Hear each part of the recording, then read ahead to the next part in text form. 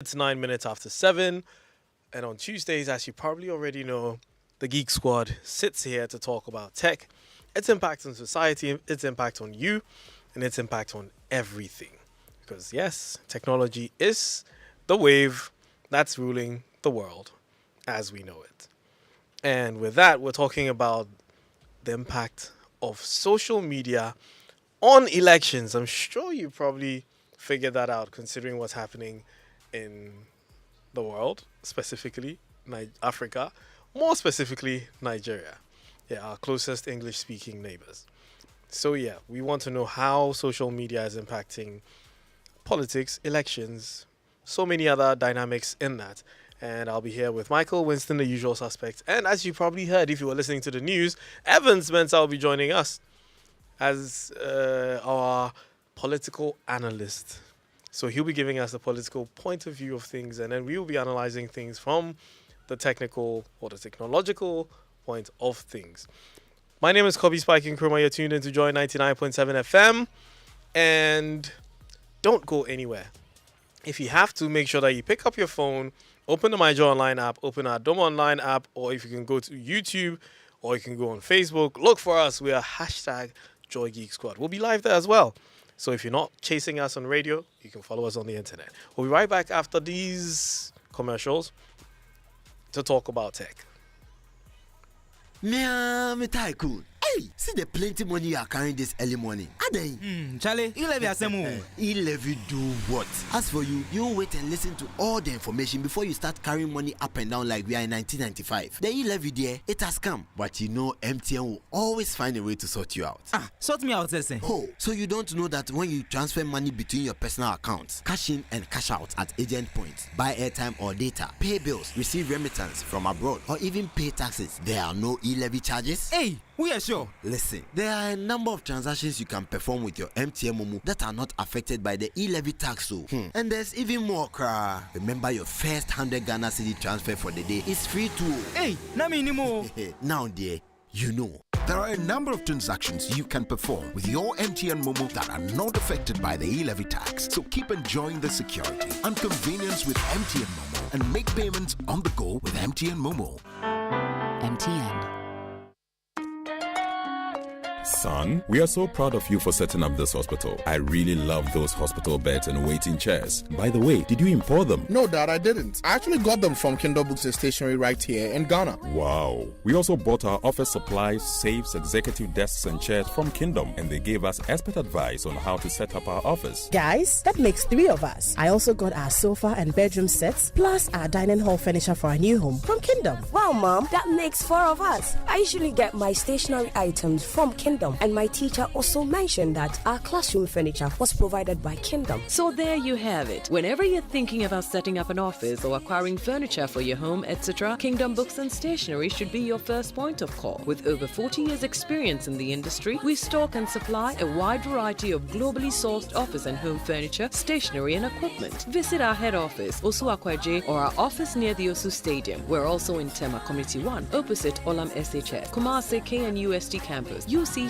Cape Coast, and now at the Marina Mall, Airport City. Or call us 0302 764101, 764209, or 762792. Visit our website www.kingdomgh.com.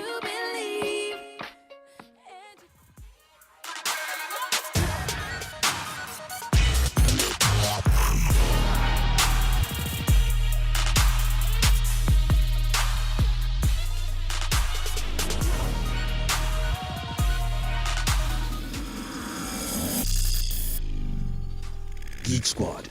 And we're back. Like I said earlier, the show is Geek Squad and it's a tech show. We like to break down technology and bring it closer to you wherever you are, in your car, at home, in school, in your bed, wherever. You can follow us on Twitter with the hashtag #JoyGeekSquad. You can follow us on Telegram. We have a group there. Just type in your browser t.me/JoyGeekSquad. It will come up, or you can just search #JoyGeekSquad. Or you can find any of our older episodes on Facebook, on YouTube, on Spotify, Apple Podcast, Google Podcast, every podcast platform. Just Google search with the hashtag JoyGeekSquad. We're there. So today, as I mentioned, we're talking about the impact of social media on elections. We're analyzing what's happening, and we'll definitely be drawing some things that are happening in. We'll be referencing some things happening in Nigeria since that's the very immediate elections happening. And you're probably following the Nigerian elections on social media because where else? You don't have Nigerian TV. If you do, it's probably illegal. So yes, Winston, Michael, hi. Yeah. And viewers. Yeah, hello listeners and viewers. Michael, have you ever voted? Have I ever voted? Yeah. I mean, on online polls or mini elections. Elections. Of course I'm talking about elections. I've done both, yes. Winston, have you ever voted? No, I have not. Why? Are you not of age? Because the interesting thing is that I actually do peruse the manifestos, and none of them ever seem satisfactory. None of the candidates. Yeah, so I don't particularly believe in choosing the lesser of two evils per se, especially when it comes to a manifesto, because I feel like at the end of the day, posits the good thing. Why do we have to choose between two evils when we could have two great things that we are There's picking not only the better? two political parties. Yeah, I mean, I watched the debates and stuff like that, and I'm not impressed because this is just my personal take. I have this saying that any form of social intervention that comes wrapped in a manifesto is never going to do well. Interesting. And most of these manifestos come tailored with a lot of social intervention things, and I'm like, nah. So, well, to the listeners out there who are Winstons or Michaels, we're discussing how social media impacts elections. And whether you like it or not, social media and politics are inseparable. And it's because a lot of political discourse happens on platforms like Twitter. And over the years, we've seen like the US consume a lot of political news via social media. We've seen that happen in Ghana, and we're seeing that happen in Nigeria. And I was on a Twitter space yesterday that had been going on for 3 days, where they were analyzing the whole election. And you have debates going on social media, you have fundraisers going on social media, you have fact-checking going on social media, because it's very likely that in a circumstance like that, people would start to spread fake news. Oh, there's violence here. So you need someone on the ground. What better way than having someone on the ground sending pictures saying that, hey, I'm here. Said violence is not happening as is being, reported on social media. So every candidate considers the stakes high on social media. So rather than they wait for stories to be published, the politicians themselves break their news on social media. We've seen our very, very, very famous, or should I say infamous, Donald J. Trump. I think the utilize word is infamous. Yeah. Utilize social media to the very interestingly. Like he used it. He is a case study of sorts, because clearly we've all been we've all been witnesses to the fact that Donald J. Trump won the elections via social media. Yes. Right or wrong? Yes. So now, really, the question is, how are politicians navigating social media? How are we, the people who are going to do the voting, navigating social media? How are we consuming social media? And how does social media really impact the elections? And we will have Evans join us. He's currently on TV. He left radio, going on TV, then he's coming back to Geek Squad. So you understand how our work works. But in the interim, Michael and I and Winston, Michael, Winston, and I will analyze it. I find it very interesting that Winston, who's never voted, would have an opinion on this. Have an opinion on defense, he is very interested in data. Well, and true. how it affects basically human lives, which is essentially, that's what elections are at the end. Yes. Like yes. so 1 to 2 day exercises of mass data movement and analysis and Yeah. results giving. I mean, elections are an extreme sentiment analysis that the effects of which are felt immediately after the data is collated. So that in itself is extremely interesting. I mean, Cool. Immediately is a strong word, but yeah. I mean, it is immediate after they announce the winner. No. We are In the moving case where okay, data had. I mean, they went to court. That's happened only twice. I was gonna say okay, it's happened only successfully once, and it's the idea has been thrown out there twice. So, let me ask you, Michael, first, then you, Winston. Do you honestly think that social media has transformed political campaigns? Absolutely. The campaigns themselves? Absolutely. Do you think it has an effect? Yeah. Using the Nigerian elections, you can even use what's happened with Peter Obi's campaign, right, as a immediate past quick example to look at.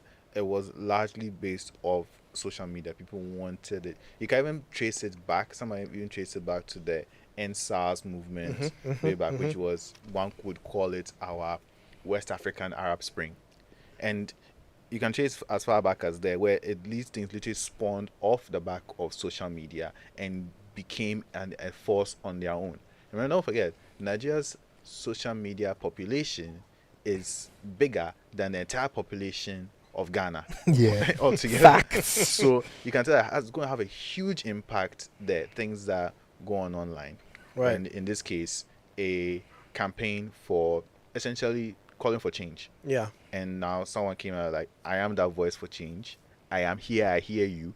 Will you give me your votes? And it spirals from there. Now we all saw the Peter Obi campaign spiral. And yes, he's doing traditional campaigning on the ground, going around seeing people as he should. But a lot of it's also being done online. And in marketing, we have some things. When it comes to media and advertising, there are three broad types. There's media you own, media you pay for, and media you earn. Right? Obviously, media you own, is the normal thing. Media you earn, advertisements, things online. Then the most difficult, but the most coveted, is media that is earned, where people then give you the attention, give you their platform, speak on your behalf. It's not always for the good. It's not always for your good, but the fact is, people give you the attention. Social media, the most important thing is people's attention, for good or for ill. So Peter Obi had that, or even you can say has it, and people are talking about him. Not necessarily, not always in his favor, but the fact they're talking about him means that he's seen, and then that can easily translate to more people seeing him and deciding, you know what, I might give this candidate a try. Let me vote for him. He's not someone I've seen before. I didn't see his traditional campaigns, but I've seen it online right now. Maybe he's what I want. So yeah, the impact is very strong, and that's an example. Recently, right now, this has been going on for years now.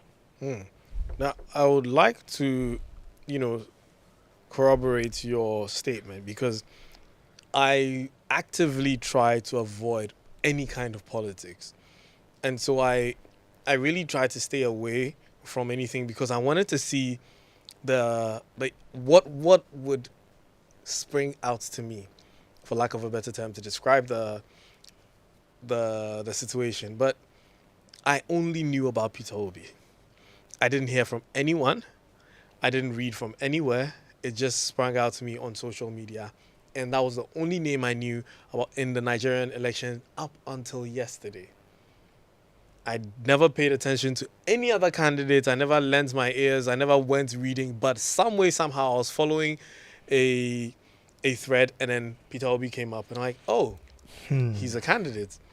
And as you said, everything that he stood for suddenly started reaching me when I didn't go searching. So whomever is in charge of Peter Obi's social media campaign did a splendid job for someone like me who knows nothing about the election to hear and find out, or passively learn about Peter Obi, not even actively, very passively learn about him, is very interesting. Credit goes as well to Peter Obi himself. The message that people are taking from him, because that's the thing with earned media. But once your media is earned, people willingly give you their attention and speak on your behalf. that is it. You've essentially hit. It's the opposite. Well, one would call it the opposite. Or no, let me take it back. It's not the opposite. An effect we usually hear of in more recent times is being cancelled, but it's essentially the same thing. Which ironically, people say you're cancelling someone, and then rather than the person's persona or even notoriety going away from the internet, everyone is now talking about the person. Notoriety has increased. It's essentially, it is the same thing. For good or for ill, the person has earned your attention, and more importantly, your willingness to speak about them. Or even in some cases to them, because when they start mentioning you, then that's when your mentions start exploding. But the thing is, you are the attention focus, and for good or for ill, this is what happens. Heck, you even reach for seeing in threads. Our car group now we share. He's been mentioned in there a few times, even before the election. None of his rivals have been mentioned, if maybe once in a while as a quick joke or as a video, but most of the time he's in there. Of course, for our resident Nigerian speaking on his behalf, or sometimes not even him, other people reference him. We are more concerned as to whose car is leaking the most oil, not necessarily a political campaign. Winston. Yeah. So yeah, same.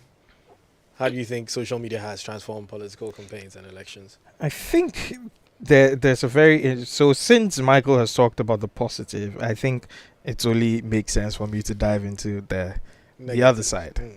So the interesting thing about social media, which is what people who are listeners, I'm sure you've heard the word the algorithm. The algorithm has done this. Now, so basically, the algorithm is just a software, a line of code.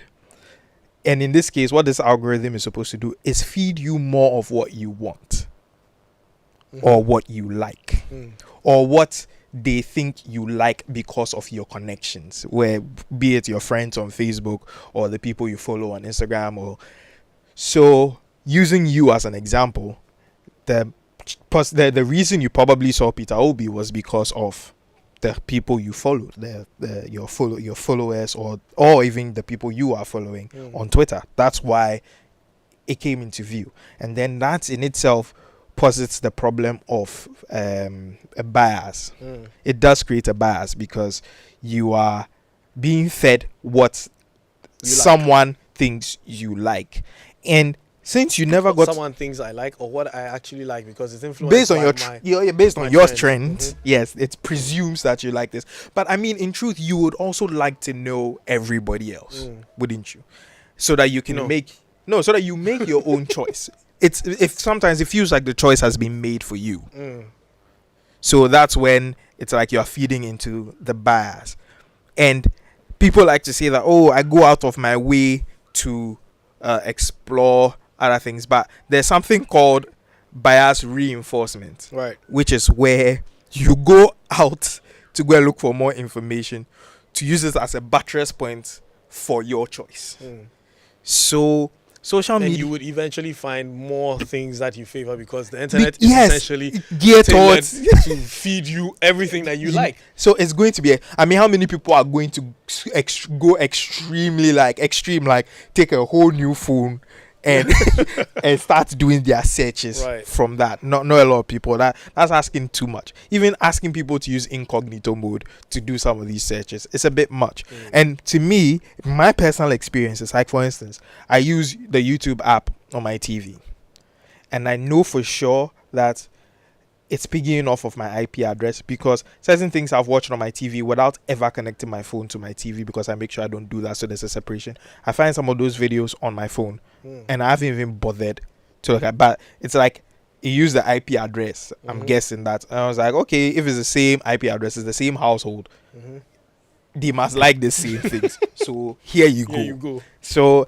that's the only downside, or one of the few downsides to this entire thing for me, because it's like you are reinforcing biases, and we would like to welcome Evans, our newly inducted geek. Hi, Evans. Hey, old Tom. Welcome to the Bits and Bytes. Yeah, man. Of Joy FM. By the way, what's Bits and Bytes? Don't mind me. Yes, so I mean, you probably already know what we're discussing. We're discussing the impact of course. of social media on elections, and I was just asking the squad how social media has transformed political campaigns and elections. Michael talking about, Michael care to summarize? I think I know what he was talking about. Okay, shoot. I'd really like to hear He was this. making the point that it's such an important tool. True or false? Not too far. Exactly. Yeah. Now, can you guess what Winston was also thinking about? Something along the lines of, same, right? Actually, He was very, very on the opposite side. yeah. That it's not important. Not that it's not an Or it's important an exaggerated to tool. know that it can exacerbate certain tendencies, certain biases yeah. can be fueled due to the existence of, like, let's say for instance, Accra here we did most. Excuse me, this is just a shot in the dark. I'm not taking shots at anybody, but Accra we did. I feel like a lot of people in Accra use Twitter, right? Would you like to know the number of social media users in Ghana as of this year? 2023. How many? About 20%, a little under 20%, 19 point something. The entire country. Yeah, the entire country. Okay, that's small. That's small. Like Michael said, that's less than the entire social media. I mean, Ghana's population is less than the social media using population of Nigeria. Right. But when it comes to like certain politics on social media in Ghana, like the people, as we date Twitter, we feel like we will know everything they We feel happen. like we are making the decision. Yeah, but come on, that's not the case. That's a drop in the ocean. Yeah, Because there are a lot of Winstons on there who are not voting. We're just talking. Come on, bro. I mean, I had to. No, but I think that's the biggest challenge with this. I need to side with him. I also agree with you that it sort of amplifies pre-existing stereotypes, but then also it can also trick you. That is, if you are the candidate in question. Except that the Barack Obama and Peter Obi phenomenons have taught us that there are times when the social media hype meets the reality on the ground. But in Ghana, we haven't seen that yet. And I always refer, I think in my life, that possibly the most effective social media mobilization has been Fix the Country. And there was a time when they had to translate the Twitter numbers, the hashtag numbers to the streets, and they could not. Because they went to the street and the numbers didn't show. And so then you look at it and think that, okay, so when you ride on social media in an election, will that same group, the numbers, the trending that you see, there's several thousands of people, sometimes even millions of people, will they vote when it comes to it? Obama showed us that it's possible, right? And Peter Obi is showing that it's possible also in Nigeria. Because as we speak right now, he's become a third force. There was never a third force in Nigeria until Peter Obi showed up. And Peter Obi's phenomenon is a pure social media phenomenon. They have a group of people called the Coconut Head Generation. They call themselves proudly Coconut Head. Those are the guys behind NSAS. They mobilized thousands of young people onto the street, forced the Nigerian security system to just disband SARS, right? And that same group of people, when they caught on to Peter Obi, use social media to galvanize support for him. And so, in fact, you'll be bold. You'll be a very bold, daring guy to go onto Twitter and go and challenge Peter Obi. They will just eat you alive. Decimate you. Right? And it is almost as if it's that they were doing what I call the social media lynching. Right? Immediately you say something, you'll be lynched on social media. You dare not say anything about him. And then there was also the other group. So the two different groups, social media group, there's a Coconut Head Generation. And they call them Coconut Head Generation because thick heads, young people, we don't fear Foucault, Charlie, we don't listen, we just destroy the status quo. And then there was the obedience. The obedience, Obi. Yeah. Obedience. That's good. That's good. And they were proudly calling themselves obedience. And they were again all mobilized on social media. He's won Abuja today. Never happened before. He didn't only win, he won it by a landslide. Wow. Right? Never happened in Nigerian politics. He's won Lagos also, two of the biggest cities. Wow. And that tells you that the social media phenomenon, Nigeria is showing us that Obama showed us a long time ago. Yeah. But many said in Africa, people they like to be Twitter warriors.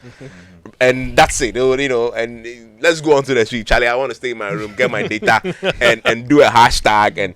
But Obi is showing us that he can move those numbers to vote for him. That is why I believe it's such a powerful tool now. And I think this OB thing going forward will really change the way that perception. And but the point he also made about the reinforcing setting, it's also true. So if you go on, if you went to challenge the obedience of the Coconut Head Generation on Twitter, right, and possibly raise it, because Obi is a Christian in Nigeria, the religious thing was deep. He's a Christian, he's a Muslim, and so that was always used against him. And said, "Oh, the Muslim North will not vote for him," and most of the southern part. And if you go on there and you try to sort of bring that up, the way they will come at you, it's what people have criticized. But then again, I'm thinking, but even if you take away the social media thing, and you're just doing normal campaigning, isn't that the same? Yeah. Because if you dare go to an MPP rally and go and say NDC Chobwe, kill you. You know what I mean? Or go to a Bamia rally and go and say, Bama, you cry, you are not a Christian, right? You are asking for trouble. Yeah. So I think it's not okay. That's the social media just amplifies it, but it means that it's already there. Yeah. The social media just makes it. It's a very powerful tool actually. And if I ever go into politics, but I'll never do. I'll probably run my campaign. I run campaign entirely on social media. But don't say that though. I mean, you never know. No, I would not. Never know. Well, you see, it's very interesting that he mentions this, and I like the fact that he likened it to Fix the Country demonstration. Shout outs to Papi Rapid for one of the few people who actually went for the demonstration. Oh, he went? Yeah. Oh, okay, yeah. Great. No, I think that's what we need to do, man. We need to transferring that social media, Twitter savvy guys like you who know how to do the thing, transferring those numbers to the street and to votes. That's the only way that social media gets to bring up change, man. There was an anecdote during the Fix the Country movement where people were trying to troop in and go, and then people were saying, "Oh, how they are talking about it with the taxi drivers and trucks there." And it's like we've never heard of this thing before. Like I know I've organized my day and I'm going with you, and that is the problem that, especially here, that social media has, especially politics, is that people treat it as a separate thing. There's no, and like one was saying that I think that it is like Accra we did. Meanwhile, I think it's the be or end of everything. Meanwhile, nobody knows beyond your for the last mile. That's it. Right. But then I have a question, and I think Eugene, you might be the best person to answer this. Do you think? I hate to bring classism into this, but do you think that because largely I think it's the middle to upper classes that tend to be on certain social media platforms. I mean, Facebook is open to almost, or I presume many people. It's become more ubiquitous. But I feel like the Twitters, where, I mean, no matter how we like to dress it, Twitter has become the new cultural ground for conversations about any and all things. And it's setting the trends, whether I like it or not. Do you think that that's the reason why the translation in Ghana, the translation is not happening? Because in Nigeria, I feel like across there's a more representative spread of those who use these social media platforms as opposed to in Ghana, where it feels a bit more niche based. That's a perfect example of that. Evans, help me remember this. 2 administrations ago. Yeah. What protest was it that was happening on the Independence Avenue that went to the Jubilee House. Jubilee House, and then the police. Yeah. Is it that one? Yeah, but then they were stopped just outside Jubilee House, and eventually the people came to meet them. Yes. That would be Occupy Flagstaff House. Yes, that Occupy Flagstaff House. Do you remember that there was a comment that was passed for someone who saw the Occupy Flagstaff House? And like everyone was, cause on Twitter was huge, like, oh yeah, the Occupy Flagstaff House, let's go there and have this thing. And then this person saw it and was like, is that it? You're right. There's a minister. Yeah. Who passed the comment that he mentioned some outrageous small number. Some small number. Because when you saw the amplification online, you're like, oh, this thing is going to be big. And this was just after the Arab Spring, so you're expecting something like that. Because when you talk of protests online and things like that, you see that the streets are filled. So I think, oh man, these people are really, really hot and talking about this thing, and they're probably talking to others so the message gets out there and they'll really get out there. And just saw that like, the math is it's small. The math isn't. I remember. So, okay. So, but he said something. I think he also just said something that just struck me. The question he asked. I mean, you mentioned Arab Spring. I remember back I was in school, and interestingly, my dissertation was on this conversation. I had a London School of Economics because that was a time when the Arab Spring thing was heavy, and social media was the main tool for mobilization, and they mobilized the people to Tahrir Square. This was the Egyptian one. They were there for days, for weeks, thousands of young people, and then it wasn't Twitter so much as Facebook. I mean, I think in Egypt was more Facebook, and then Twitter, of course, came in. Now, of course, Twitter is, as he said, is true. And I think the point he makes is relevant. I doubt if in Ghana, the same social media tool can deliver those same numbers onto the street that way we've seen. We don't have that present. We don't have that population. But I guess that's the point he was making about the classes. The classes involved. You know. Because I mean, if we are being critical, I think what we would call the low class are the numbers. They have the mobility. They have the mobility. And they have the willingness to go out in the sun and walk. And but you do your AC. One day your AC inside and chill, you know. At least you're okay. I can't go for protest today. I can't get leave. Exactly. You know, I wouldn't get a day off, so how can I go? I mean, some people will be asking that, oh, do I have sunscreen? So let me read a few messages. So Sam Moore says, using the Niger election, yes, it has an effect, especially for Peter Obi, but it only affects cosmopolitan areas such as Lagos and Abuja. But his traditional campaign is weak outside such areas where people are not mostly on social media. So he might be misled that he's that popular in the whole of Niger, which is not the case. You got to know about Peter Obi because you are active on social media, but the thousands of others in Niger who are not on social media candidates like Peter Obi get very disappointed in the end because they think they were so popular, but it's in Cosmo areas. The same thing happens in the Brexit.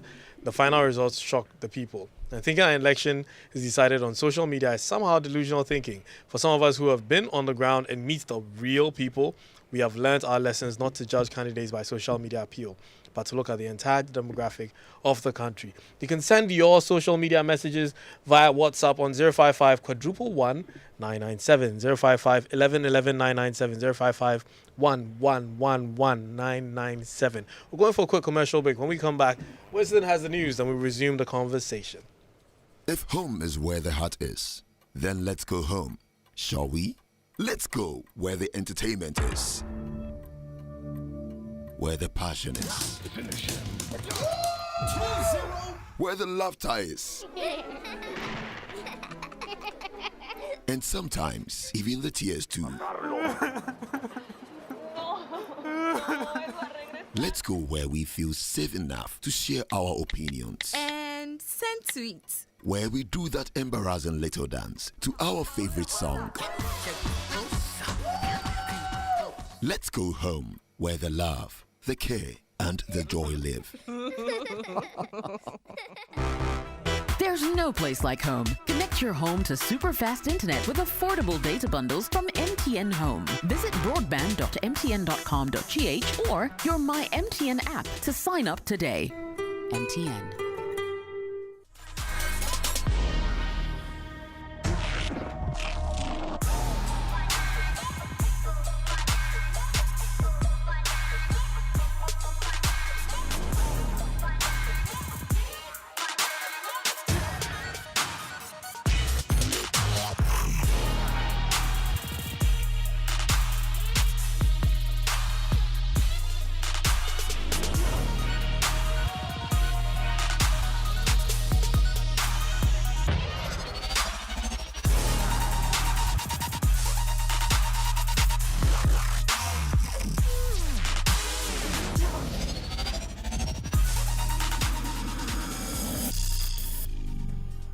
Geek Squad.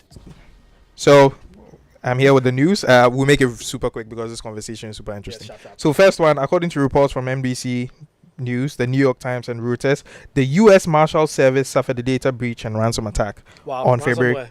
And on February 17th, hackers gained access to and stole sensitive information related to the agency's employees and the subjects that it's investigating. U.S. Marshal. So the U.S. Marshal's job is to be the security service for the judicial system. And now all their data, some of their data has been breached. Thankfully, the Witness Protection Program data was not breached, but they've gotten all the other information on the employees, some of the cases that are being tried, some of the very identifiable information around all the people involved. Very interesting. That is super interesting. Next in the news, Nokia reveals new logo to remind you it doesn't make phones anymore. Now, Nokia is a Finnish telecom company, but it sold its mobile phone production rights to Microsoft in 2014. We all know how that ended, but now Nokia has actually authorized the use of that name for a mobile device to HMD Global. So now the CEO says that he feels like people still think that they make smartphones. They don't. So that's why they have changed their logo. It's the first logo redesign for the company in 60 years. So there are no Nokia. Yes. So you should have made it no Nokia rather than That'll be Nokia. Because we still have Nokia phones. Well, yeah, so they've given the brand name to someone else to retail, but the company that logo will stay the same with that brand. So but the Nokia new phones will stay Nokia phone. with the old the logo. other one is Nokia. Yes, some very no fancy. Hyundai. Yeah, fancy. Next in AI news, as always, Snapchat is introducing its own AI based on the latest version of OpenAI's ChatGPT, and they're calling it My AI. Now, the AI will be put at the top of your chat window in Snapchat for users to chat with. My question is, why? I was just about asking the same question. Why? Yeah, so thankfully it is behind a paywall, so we don't care. Yeah. Yes. That means I have to pay to have it. Yeah, obviously we won't pay, so thank you. So in a spooky twist, Michael, this is interesting. And what's our dude? Pixel. Douglas. Douglas, yes, Douglas. This news is for you in a spooky twist. So some Google Pixels are crashing after playing a specific video on YouTube, as reported by Android Authority. Now, in a Reddit thread, some users reports running into issues with their Pixel 7, Pixel 7 Pro, Pixel 6, Pixel 6 Pro, and Pixel 6a phones. And the video in question is a 2-year-old scene from the classic sci-fi horror film Alien that's available in 4K HDR on YouTube. What? So if you are daring, you can go and look for the video. And people said that when they watched the video, their phones automatically rebooted, and some people even lost telecom connection. Wow. After that, they had to reboot their devices several times to be able to get. Alone. We are not alone. That was very interesting. Next, Netflix is lowering prices in dozens of countries. Is Ghana included? This is very interesting. Now, the news is saying that not in the US, but I know my Netflix is in the US, and Netflix actually asked me that they were going to upgrade my package but keep the price the same. So they gave me full 4K HDR, but for the same price as 1080p. So that was very interesting. So I don't know why they are saying the US is not part. Well, you didn't get a discount. You just got a bump. Yeah, so I could have chosen to keep my plan, but they'll drop the price. Oh, okay. Yeah, it was very interesting. But they know you won't choose. To be fair. Continue. Yeah. 4K, Yeah, 4K is 3 gigabytes per hour. Anyway, so there have been some price cuts but apparently the US is not part. Sometimes so they are saying that the Middle East, Asia, Africa, and parts of Europe where these price cuts are happening. I guess Netflix needs money. So they need money.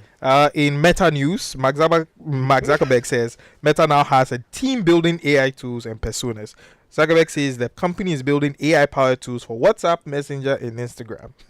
Meta now has a team dedicated to building tools powered by artificial intelligence. CEO Mark Zuckerberg announced in a post on Monday. This could eventually include AI personas designed to help people in various ways in addition to new AI tools across this app. Do we need this? Absolutely. Well, this is the most ubiquitous social media platform, so yeah, we need it. Snapchat, what are we using AI for in Snapchat? Okay. Like, to go and ask it which filter to use. Put your head on my shoulder. A key thing about the Snapchat thing is that they took away some of the capabilities of ChatGPT in their My AI. So you can't take it to class and let it write your exam for you or ask it questions from your exam. We still don't care about it. Yeah, Snapchat. so that's the news. Let's keep going. Yes, and today's tech jargon buster is cookies. Nope, not the chocolate chip cookie that you're probably enjoying. Or the personality cookie tea. Yeah. Cookies are pieces of information that a website can save in your browser. So are cookies bad? No. Cookies are essential to the operation of the web as we know it and used for many useful, helpful things. However, cookies can also be used for things some people don't like, such as third-party tracking and adverts that seem to follow you around the web. So if you see that you went to that website that you're looking about at some things that are very personal, next thing you know, all the adverts are showing those things. It was your cookies. You left a cookie trail, and they followed it. Those ads, naughty ads. Very good information. So anytime I go to a website, then something pop up and say, accept click all, OK. accept all cookies. Yeah. So if you accept, then you have accepted that they should know you. Okay. And Do take you all as the an information that you've So brought question there. is it good if I say okay? Well, the It's truth, not bad. it's not bad, and the truth is, what they do is they limit your access to the site if you say no.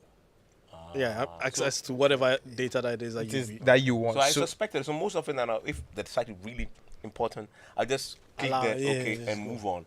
Mo- But should I just do that, or I should always? It What is depends the on advice? What is the advice? First of all, it depends on the website you're going to. Okay. If cookies are bad, if we have sort of taken this conversation into cookies, but let's just round No, but it up. ties into the social media thing. Indeed, it Yes. does. So if you go on a website like eBay or Amazon, a shopping website, and you go and search for shaving cream, you'd notice that because you accepted that Amazon or eBay should look at your cookies, now all other ads on the internet that are fed, from like Google and the rest, who know where you came from because of your cookies, are now going to say, okay, he came from this website looking at shaving cream. Let's show him more options in shaving cream.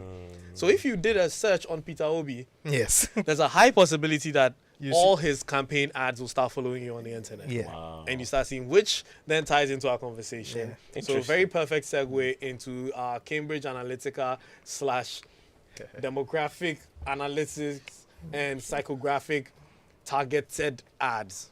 So you know the Cambridge Analytica Yeah, of scandal, course, right? Where, people were taking tests on Facebook specifically about themselves, and all that information was being collected, mined, and used to target said individuals who took part in these polls with ads that were perfectly targeted to influence their decision, because by taking that poll, they know you now, because they asked you a series of questions that was eventually building a persona about you. The most interesting thing about Cambridge Analytica's work was that after what they'd collated and their profiles they'd drawn up, they said a minimum of 250 data points per US citizen. And when they say data points in this situation, it means that name is one data point. Age is one. That means that 50. Yes. Your best friends have that 250 things. Wow. If you ask Cambridge Analytica right now what you would have for dinner tomorrow, I'm sure They tell could you. guess. Because predictive analysis. Wow. Was that AI? So then I think Yeah, it was was data- machine learning. it was machine learning and data that's analysis. Data analysis, and then if they had a good system, they could just feed that data. It would And so what crunch did you it. do with that data once you know? That's what they So did. that's what allegedly Donald Trump. Donald Trump used in his campaign, because they knew the American people so well. So they knew how to, like he says, psychographic. They knew how to skew their decision making through psychological attacks. Because if I have 250 data points on you, I know you. Where are you going? And especially in political words, I know what scares you. Yeah. Yes. What you don't want. Yeah. Yes. So I start feeding Into you that news about that. Fear is news. powerful. Yeah. Yeah. Super. That news that these are the things If you that vote need for to this be- guy, Yeah. this thing that you don't want to happen will happen. I mean, same But thing. I'm not saying it directly. Yeah, Cambridge Analytica did same with Brexit. Yeah. Yeah. They did the same thing with it's Brexit, exact and same now thing with Brexit. So that's why people say that if they do another referendum, possibly yes, the decision will be different. without Cambridge Analytica, Yeah, maybe they might. yeah, because what they fed into was the whole immigration situation where the certain British people felt like their jobs were being taken away. So many people, when you ask them about Brexit, the whole notion was that, yeah, we want to keep our jobs, which is quite funny because America too, that's also one of the narratives that was But being will that work in a country like Ghana? It could. With only 20%. with only Well, yeah. It could affect them because they can tie that to traditional advertising or Media. traditional Aki, I haven't reached campaigning. you far. What's the message you read before it went on air? Right. The person was alluding to the fact that Peter Obi is not known outside the urban center because he's not connecting his campaign with those people. Like he's not going there. Yeah. And that is what has been missing. And even when we look at home, Occupy, Flagstaff, Fix the Country. There's no connection between, because what was that? 20% of people online out also. That's what 6 million 6 million Ghanaians online out of a population of 30 million. 33 mil. Right. So that's a lot of people who don't know what's good. But if you like when you get forwarded messages on WhatsApp, your parents see something that scares them and they forward it to you.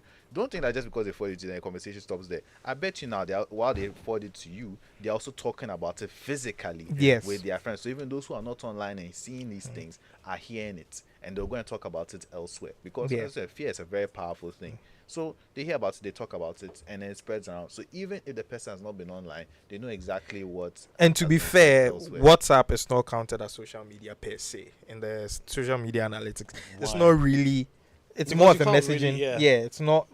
It's more of a messaging app than it is social media. You can only do a census on WhatsApp, but you can't necessarily get sentiment analysis or even demographic analysis. Now with the introduction of WhatsApp Business, that could change a little bit.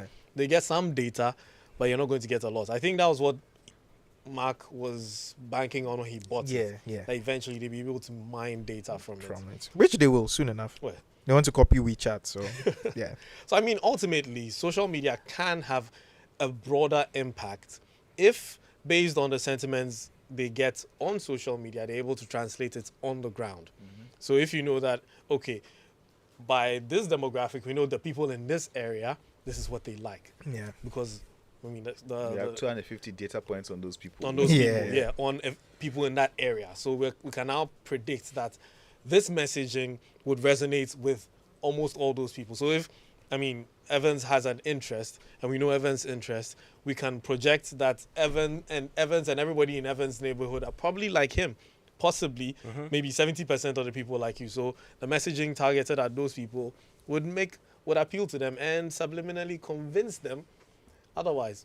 But I must necessarily be on Facebook or Twitter to be influenced, or are there any other? So which is why I'm saying that if you're not, we can trust, we can depend on someone those who are closer to me. Okay, because we will talk. Definitely talk, and then he could influence you. He could show you the video. Come and see the video. And then you see it and like, no, I don't want this. Yes. And then next thing we know, your mind has been changed. Okay. Yes. But then that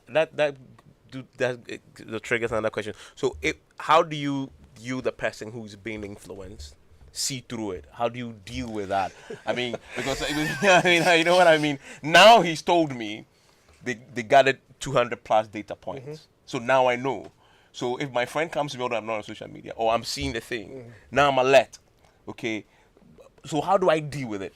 And I made a point. I was asking you off air that I've been told that sometimes even the Twitter trends can be bought. It's fake. It's superficial. Yes. So how do I deal with all these in a campaign? You know, I was actually asked this thing when the whole issue of musicians buying views came up, and I'm like, it's the same thing as somebody owning a provision store. You go and burn the thing or bury them and come and say, hey, they bought everything in my store. Who are you lying to?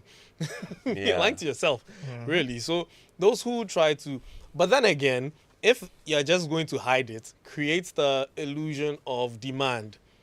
That turns around to benefit you eventually. Because that's what most people did with SoundCloud and Spotify. Because when you get to most of these platforms, you need a certain threshold number of users, and then the algorithm will just do the rest of the work for you.